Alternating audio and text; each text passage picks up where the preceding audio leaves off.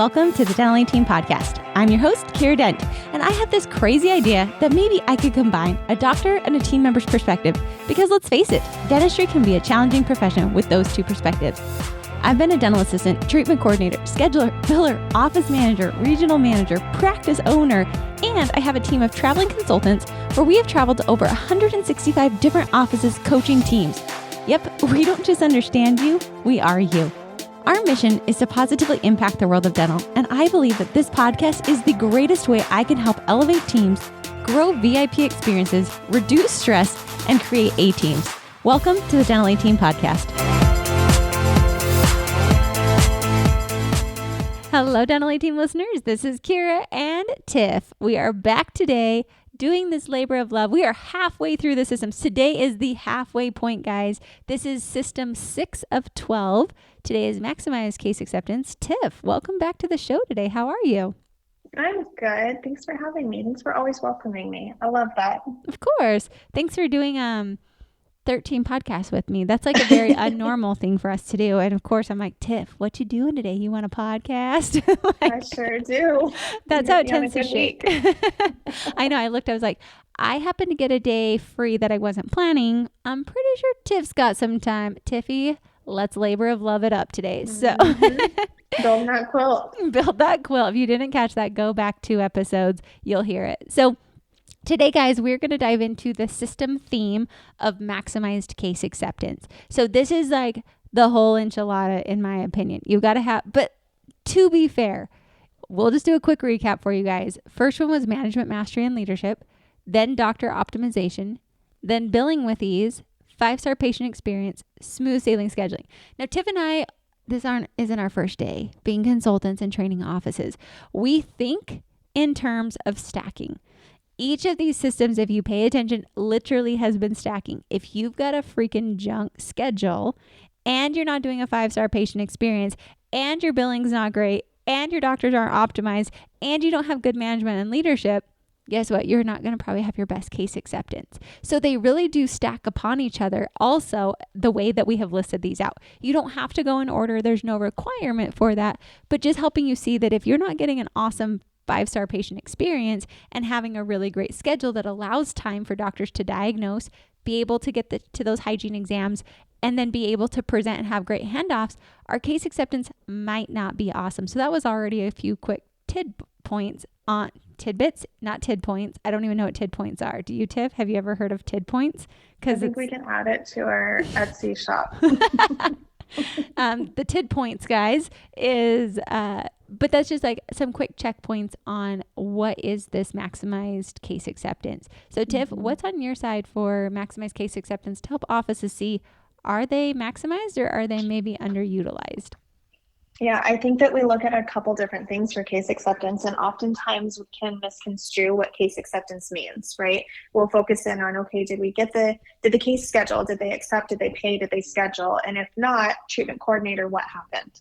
Well, it's not just the treatment coordinator, in my opinion, it's everyone, right? It's all of the pieces. So it goes back again to that 5-star patient experience. If we're all doing our part, by the time the patient gets to the treatment coordinator, she or he just has to review numbers and scheduling, really. And sometimes not even scheduling. I have a lot of practices that schedule the treatment in the back office, and my front office team, right, my treatment coordinators are only going over the numbers and ensuring we're successful there. So if all the pieces are falling into place, our case acceptance works really, really well, and our case acceptance will be high. Another caveat to that, or another piece that we like to watch, is we like to make sure that we're diagnosing enough to get to our goals. So oftentimes our schedule will be light, and we'll say, like, look at the trackers. And the treatment coordinators are going, I'm at 95% case acceptance. I don't know what you want me to do. There's no one for me to call. And legitimately, they have no one on their list that they haven't followed up with or that they can call to get on the schedule. And I look at it and say, well, you know, if you want $60,000 in a month, but you're only diagnosing 20 to 30,000, how am I supposed to fill $60,000 worth of production in that month? So if you think about your average case acceptance, how much then do you need to diagnose? If your average case acceptance is 50%, right, and you're only diagnosing 30,000, that means you're only selling 15,000 maybe right? And then your goal is 60. So like it all adds up. So looking at that and looking at that case acceptance as a bigger picture than we ever have before is something that we like to train on. We train a lot of our practices to do, if not all of them, to do the same thing. And it's something that we'll go into this month, is really maximizing that case acceptance, making sure you've got the new patients and you've got the recare patients in there, giving you the exams, giving you the diagnosis you need to diagnose at least 3 times your goal, so that your team can fill that schedule to meet those goals and meet those pieces. So we're not just looking at, did they schedule, did they not schedule? We're looking at how many patients did I provide to my team to schedule, and then what was the case acceptance there. Exactly. And Tiff, I really love that you talked about this, because I think so many times people are like harping on the front office to schedule, close the cases. Are you doing it?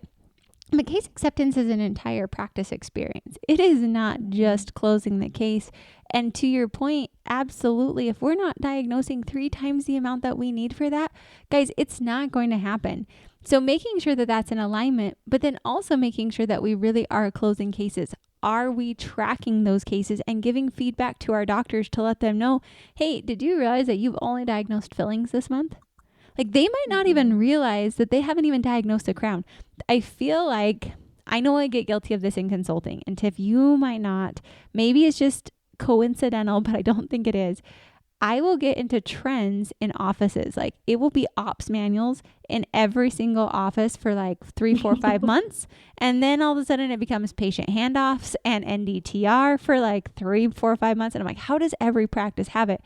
I don't know. I know every practice has it. I'm not implementing things that they don't need, but I know I'm looking for it, and I'm just in a habit and a pattern. And then like I'll have the next one of leadership teams. And I feel doctors might do the same thing with diagnosing, where we're just kind of in a routine where we're just like seeing the same thing. It's patient after patient, FMX after FMX, and they kind of blend together. So making sure we're watching those to look for those patterns and those trends. I know I have to shake myself out of it and be like, whoa, Kiera, like, do they really need the ops manual, or is there something else that they need to have? Let's make sure that I'm not just on autopilot, which again, this is human nature. It's not a good or a bad. It's just straight up human nature, because our brains will put us into autopilot to save brain power. So it's not out of the question, but is your practice tracking those cases? Are our treatment coordinators and doctors reviewing them weekly to make sure that they're there? Are we following up on unscheduled treatment plans? Are we doing a 2-day, 2-week, 2-month follow-up? Are we actually looking at patient acceptance versus dollar acceptance? Do we practice the art of silence and objections? Do we look for problem, cause, solution? Are we looking for those personal drivers when we're presenting treatment plans, or are we just doing the same thing hoping to get different results? That is an art. That is not a skill, in my opinion. I feel like treatment planning, case acceptance is truly an art. It's an art of how doctors present the treatment plan to the patient. It's how we hand off. It's how we then present the treatment plan to the patient with the finances.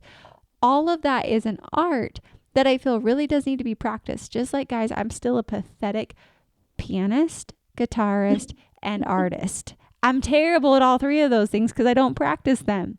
That's the difference between a skill and an art. I'm really, really great at driving. I feel like that's a skill. Some might disagree and say it's an art. But the answer is like, art, I feel, is more creative. It's different ways. It's manipulative. It's collaborative. It's figuring out what works and what doesn't work, and making sure that we're getting the results we're looking for. That to me is maximized case acceptance. And I don't actually think this one will ever be 5-star, because I feel like case acceptance is a forever evolving skill that we've got to practice, an art that we've got to practice, rather than a skill that we can master. But I don't know, Tiff, you might disagree with me on this one. Hello, Dentally Team listeners. This is Kiera, and you guys, how was your 2022? I want you to look back and tell me, was it the year of years, or was it a really hard year? Did you crush it, or did it crush you? This is the time, guys, for end of year, Dental 18 Platinum is welcoming you, where we will physically fly to your practice. We will come and we will elevate your dreams and make them into a reality. And guys, space is limited and prices are going up. This is not a sales pitch. This is not something where I'm trying to scare you into it. I'm just facing the reality of inflation is here, flights are expensive, and I want to see as many people as we possibly can and serve as many as we can. So if you want to be part of our elite group of people, there are limited spaces because our consultants can only see as many. We are taking on 10 new platinum offices by the end of the year, and that's it. That's all we have space for. So if you want to be one of the elite 10, come join us. Be a part of our top-notch elite doctor community. Be a part of our office manager and hygiene and front office communities. Get your operations manual done and live the life that you've only been dreaming of today.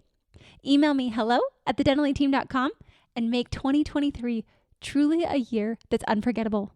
We are a complete tax write-off. And like I said, we are only taking 10 offices. So don't get left behind. Be one of those 10. And I cannot wait to give you the biggest, warmest welcome to completely and utterly changing your life for good. Welcome to the Dental Aid Team. I can't wait for you to join us. hello@thedentalateam.com. Cheers to 2023 and making you your best self yet. No, I think it's true. I think that's valid. I think case acceptance is ongoing. I think that it changes. It's ever changing, right? Even the tactics that we use, the verbiage that we use, I think patients are different, people are different, and it's more about emotional and that like relationship and connection really than it is the treatment. And so it's forever ongoing, and it's always a skill and an art that we're perfecting. And I think to your point, of being an autopilot, right? We do it with driving all the time, but I think I see my doctors oftentimes get into different mindsets. So maybe their mindset is that, maybe they're seeing some of their friends or family members struggle with the economy or with money. So then their mindset shifts and they start thinking everyone has economy or money troubles, and they start diagnosing fillings where it should be a crown, or where they used to say, you probably should do a crown on here.